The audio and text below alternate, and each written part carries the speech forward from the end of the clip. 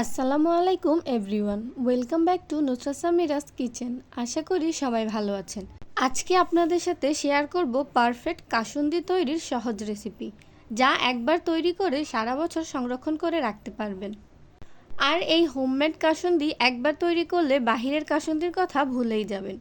আম, পেয়ারা, আনারস যে কোনো ভর্তায় এই কাসুন্দি একটু করে দিলে ভর্তার স্বাদ দ্বিগুণ হয়ে যায়। তাহলে চলুন ঝটপট রেসিপিটা তৈরি করে ফেলি। আজকে কাসুন্দি তৈরির জন্য আমি 2 ধরনের সরিষা ব্যবহার করব। নিয়ে নিলাম 1 কাপ কালো বা লাল সরিষা আর হাফ কাপ হলুদ সরিষা। আপনারা চাইলে যে কোনো একটা সরিষাও ব্যবহার করতে পারেন, তবে চেষ্টা করবেন 2 ধরনের সরিষা ব্যবহার করার, তাহলে কাসুন্দির টেস্ট অনেক ভালো আসে। এখন এই সরিষাগুলো ভালো করে পানি দিয়ে 4 থেকে 5 বার মতো ধুয়ে নিব।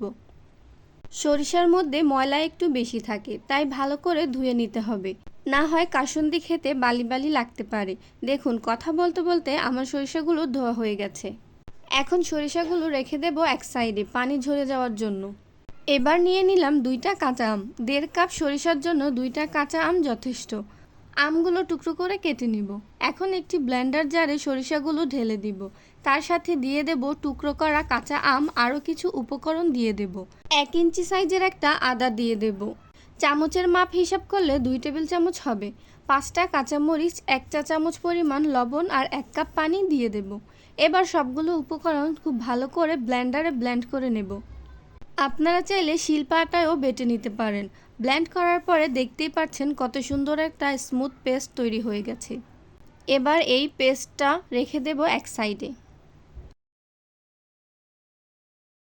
এখন একটি প্যানে দিয়ে দেব 2 কাপ নর্মাল পানি। এবার দিয়ে দেব 1 চা চামচ হলুদের গুঁড়া, 1 চা চামচ শুকনো মরিচের গুঁড়া আর হাফ কাপ চিনি।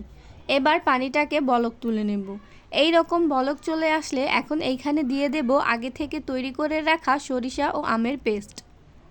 বাজারের কেনা কাসুন্দিতে তেমন একটা স্বাদ পাওয়া যায় না, কিন্তু ঘরে তৈরি স্বাস্থ্যকর উপায়ে এই কাসুন্দি একবার তৈরি করে দেখতে পারেন। আশা করি দোকানের কাসুন্দির কথা আর মনেই করবেন না।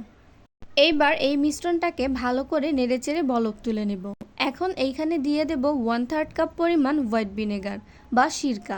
ভিনিগার দেওয়ার ফলে কাসুন্দি বা যে কোনো ধরনের আচার সারা বছর ভালো থাকে। আপনারা যদি দীর্ঘদিন পর্যন্ত কাসুন্দিটা সংরক্ষণ করে রাখতে চান, তাহলে অবশ্যই সিরকা বা হোয়াইট ভিনেগার দেওয়ার চেষ্টা করবেন।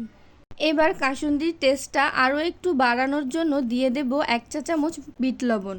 আমি আগেই লবণ ব্যবহার করেছি, তাই বিট লবণটা একটু বুঝে দিতে হবে, যাতে পরিমাণটা বেশি হয়ে না যায়। এবার অনবরত নেড়েচেড়ে কাসুন্দির পানিটা কিছুটা শুকিয়ে নেব। প্রায় 5 মিনিট মতো জাল করার পর এখন দিয়ে দেব 1/3 কাপ সরিষার তেল। এবার নেড়েচেড়ে আরও 1 থেকে 2 মিনিট মতো জাল করে নেব। দেখুন, কাসুন্দিটা সম্পূর্ণ তৈরি হয়ে গেছে, আর এর ঘনত্বটা দেখেই বুঝতে পারছেন।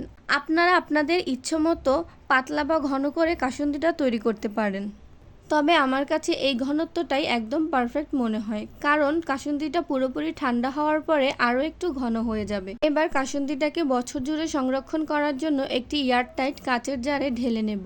ব্যাস, তৈরি হয়ে গেল স্বাস্থ্যকর উপায়ে ঘরে তৈরি টেস্টি কাসুন্দি।